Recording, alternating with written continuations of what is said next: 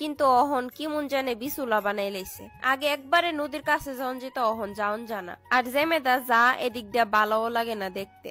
তো এই যে এটা হইলো মেঘনা নদী। বর্ষাকালে এই জায়গাটা থেকে যদিও একটু সুন্দর মুন্দর দেখা যায়, কিন্তু গরমের সময় দেখো এই যে এখানে মিদে নিচে কিন্তু অনেকটুকু জায়গা হালি ফুরে লইছে, পানি নাই। অনেকেরই দেখলাম এখানে মিদে মাছ ধরতাছে। আর আমি তোমরা সেই কবে থেকে কইতাছি মাছ ধরার ভিডিও দিমু, ওখানে দিতেই পারলাম না। তো যাই হোক, যাইবার আগে নজরের মিদে পড়লো ইট মিল গুলা। এখানে মিদে দেখলাম অনেক ভাইয়ারা আঙ্কেলরা একসাথে কাজ করতেছে।